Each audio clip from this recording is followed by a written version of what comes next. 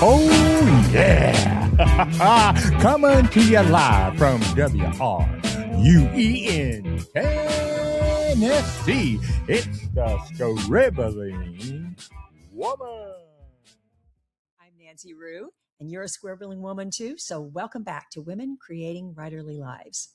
You might want to put down your mug that you always bring and grab a pen, because we're going to start with a little assessment.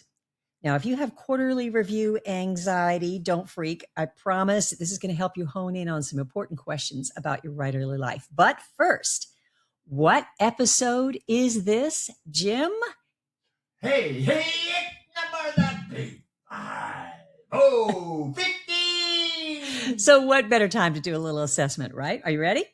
Okay, I'm going to give you 5 statements. Simply make one little mark on your paper for each one that is true for you, or you can just hold up a finger for each one. And remember, there's no right or wrong here. It's just the score that's authentic to you. You ready, Jim? Okay, number 1. If my boss, parent, partner tells me I have to do something, I require a reason before I agree. If that's true for you, make a mark or hold up a finger. Statement number 2. If I feel so anxious, I want to eat an entire container of chocolate chip ice cream.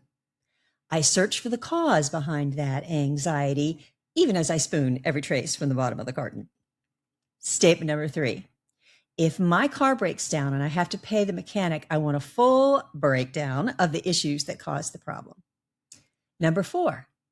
If a baby or infant animal in my care is crying, whining, squalling, I look for the basis of their distress rather than bringing on the pacifier, the chewy toy, or the catnip. And finally, statement number 5. If someone I love gets mad at me, I prefer a conversation to an immediate apology. I see Jim holding up 5 fingers. All right. If you scored, 6 fingers. If you scored a 4 or a 5, what we're about to talk about will make perfect sense to you. You like to know the rationale, the logic, the full-blown explanation behind a thing. But today, we're just going to take you a little deeper into that. If you scored a 2 or a 1, what we'll be discussing here will be a little bit more of a stretch for you because you prefer to go straight for the fix, the thing that makes a difficult situation less difficult. Sometimes that is exactly what's called for. Just not always in the writerly life. But never fear. I'm going to try and make this relatively painless for you. If you scored a 3, then you're like most of us. Sometimes understanding the motivation, the driving force, makes sense to you. And sometimes you just want to get on with it, even where your writerly life is concerned. And of course, not everything we do as writers has to be explained. Inspiration often comes from a mysterious place, and we just want to absorb it and go with it. There are those mystical moments when the words, the turning points, the character revelations simply appear on the page. We'd lose the whole creative effect of that if we stopped to analyze where it came from. And we wouldn't continue to write if we didn't feel an ineffable connection to our work. We can't describe that. We don't have to. We shouldn't. It requires no explanation. There are some points in our writerly lives, though, when it serves us well to ask, why? Why should I keep writing when no one seems to want what I'm offering? Why am I writing about this specific subject that is so dadgum hard? Why am I so driven to finish this novel, put together these poems, research this nonfiction project, when the rest of my life is already so crowded and crazy? So in this episode, let's outline what why questions we do need to ask and how to explore them, and then move on to a really delightful and even more vital question. Step 1, what are your why questions? As we're talking, if you recognize a question that you do want to ask yourself, then go ahead and write it down. Do you wonder why you write, period? At times when you're frustrated, feeling unseen and unappreciated, when someone else challenges your commitment to this creative pursuit that isn't immediately paying off. If that's your question, write it down. Do you wonder why you're writing this particular book or story that you're struggling with, rather than going for something trendy, something easier, something more of a sure thing?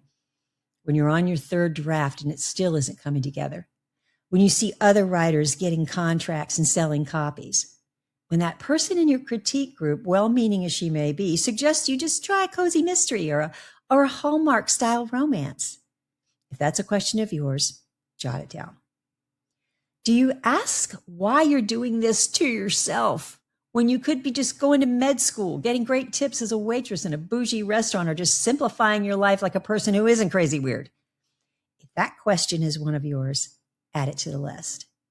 And then write down any other questions, any why questions that niggle at you when you're the most vulnerable, creatively speaking.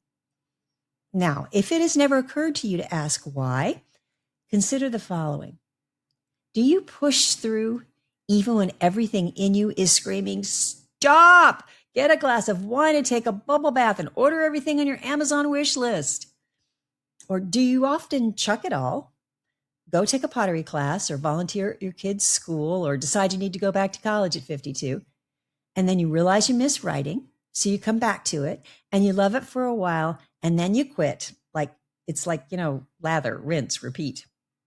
If either of those is the case, what questions might you ask yourself to understand why that happens?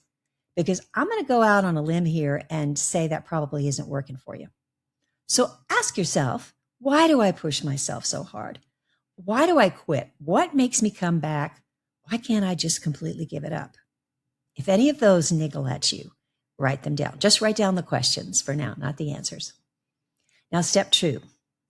Now that we know the questions, we can begin to figure out the answers. Take one of those questions that you've written down, whatever pops out at you, put it at the top of a sheet of paper. Pause now and do this, or just come back to it later. Now, under that, scribble every answer to that question that comes into your head. If possible, do that for 10 minutes.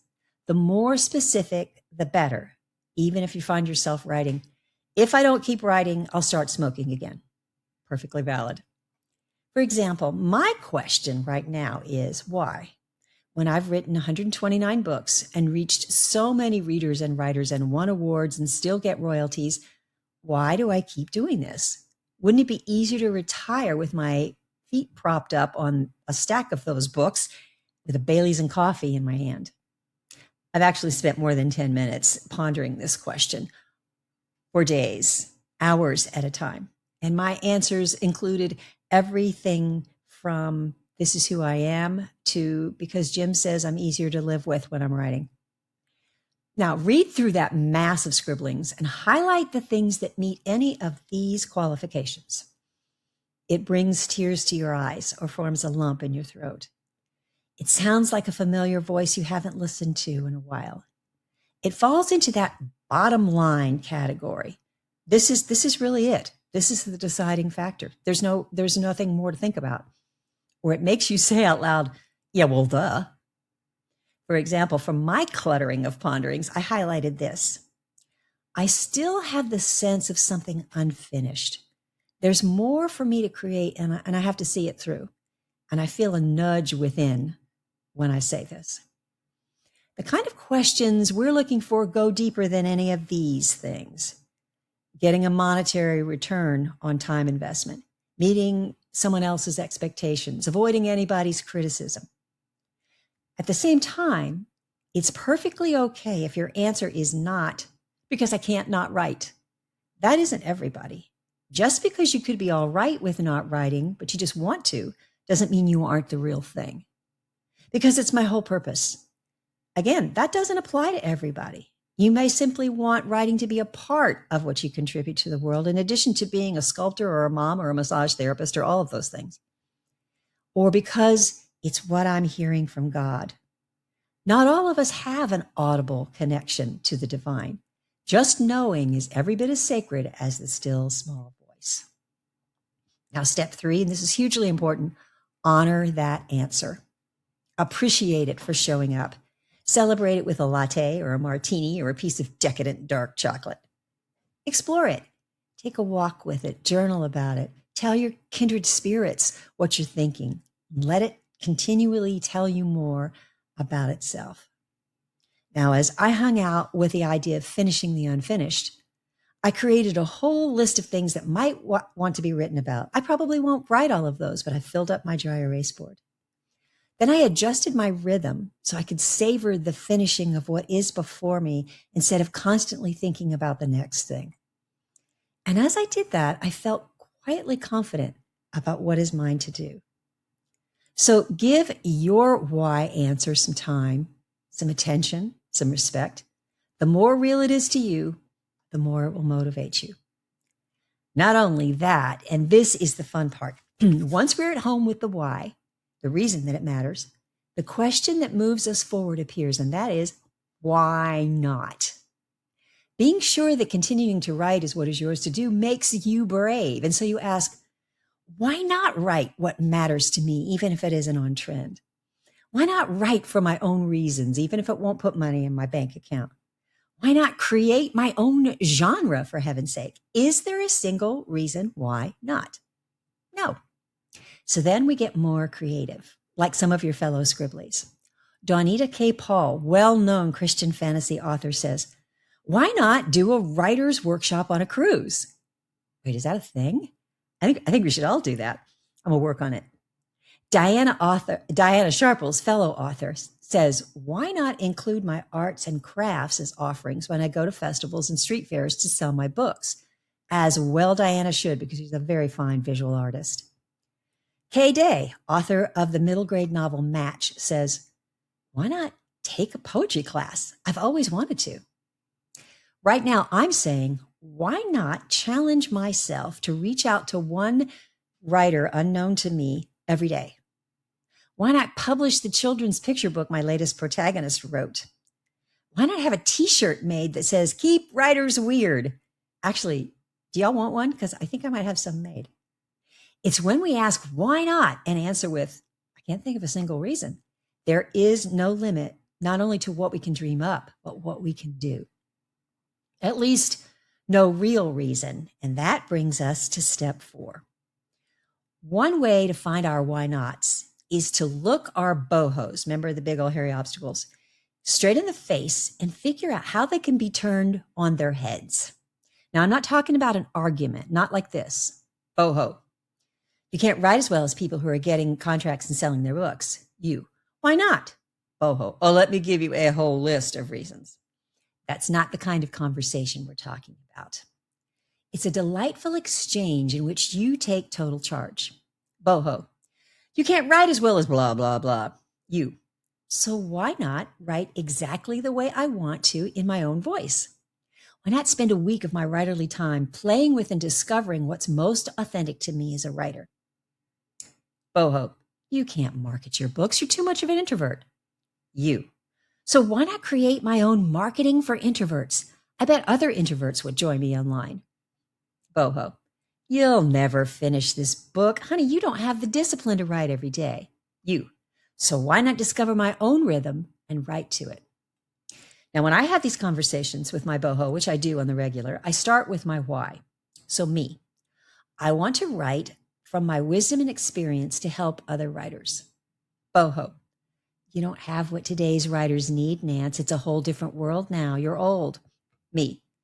Then why not determine what basic elements haven't changed in the writerly life and put those out there? Really, Scribblies, we know what our why questions are, and we're brave enough to ask them. We know the answers because they're in us, and they don't have to meet anyone else's approval. And once we know, we can dream all the why nots we want to. And best of all, the bohos can't stop us, not when they're standing on their heads. The Scribbling Women Interactive Companion, which you can see behind you, is full of nudges to move you to your why and getting to ask, why not? Get you a copy on Amazon or Ingram Spark, and if you haven't already, and if that's the case, what the heck's been stopping you? You can also contact me through my website, nancyrue.com, if you'd like some one-on-one conversation. And speaking of one-on-one, if you live anywhere or are going to be anywhere near the Colorado Springs area, March 21st, 2026, there's going to be a book event around the Scribbling Woman, sponsored by the Covered Treasures Bookstore. So if you go to my website, you can find all of that information. We would love to have you join us for a 2-hour workshop and a book signing. Because really, Scribblies, why not?